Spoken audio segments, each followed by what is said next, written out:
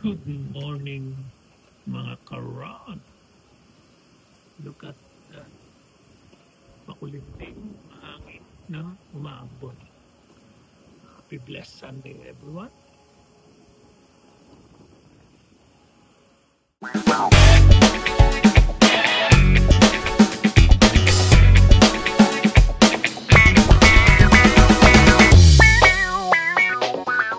Magandang umaga, mga karan.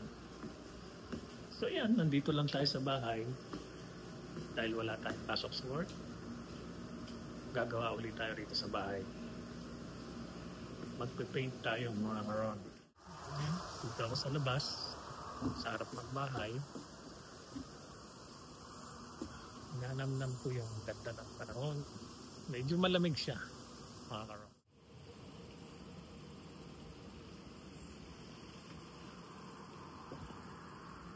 Actually, maraming nagtatanong kung may kapitbahay daw ba kami rito. Ayan, mga karon ng kapitbahay namin. Hindi masyadong malayo.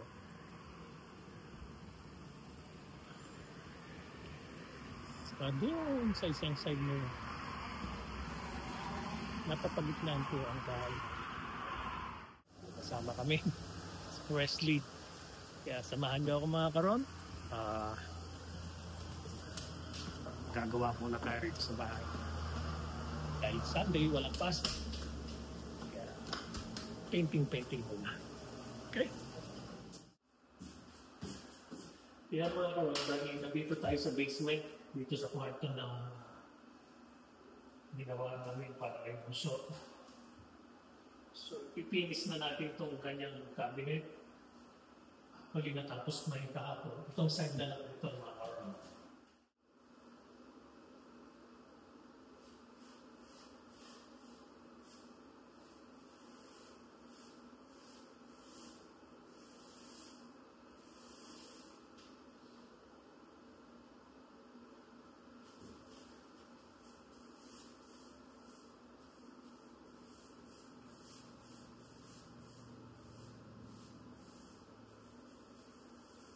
Pinisin na po ito, mga karon. Bali, natapos ko na yung primer niya. So, finish sa paint na ito. Second coat. Pintura tayo, mga karon. May konting kwento na ito. Alam niyo ba, nung bagong lipat kami dito,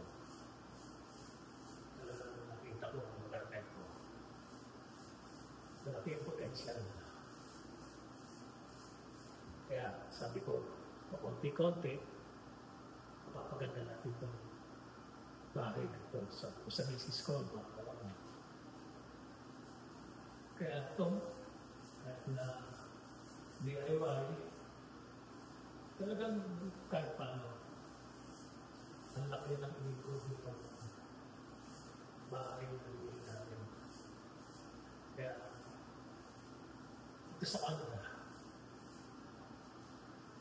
masipag ka lang, talagang gagawin mo ang alam mo, matututo ka rito sa Canada, sariling sikap, mga parang. Kaya, pakunti-kunti, matatapos na. Kaya kung mga parang sa totoo, umaasa pa rin ako na darating yung panahon, itong YouTube channel ko is mababa ko. Kasi sa totoo talagang napakahina po ng views ng ating YouTube channel. I don't know. Pero siguro talagang hindi pa napapanahon.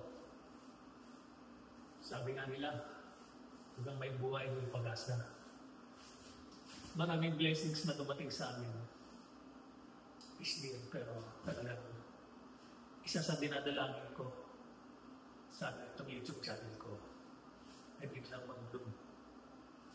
Kaya please, mga bro, subscribe, like and share. Panoorin niyo lang po ang video ko. Once a week lang naman po ako nag-video nag-vlog about my Canada life.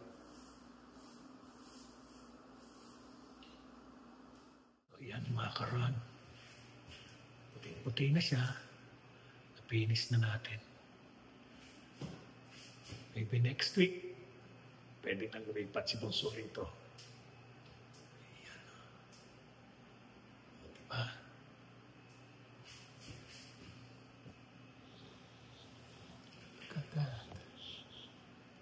Oo.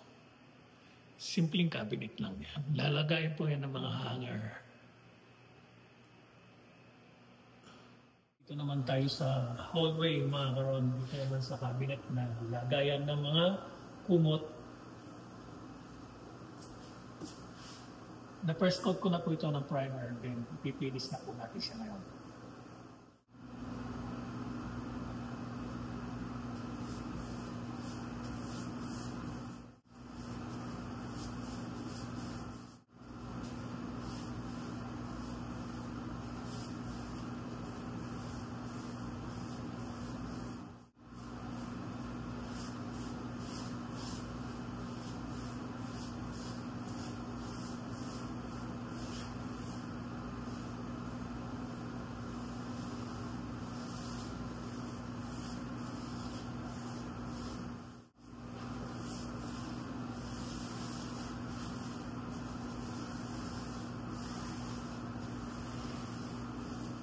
Karon, bali malapit ko na siyang matapos.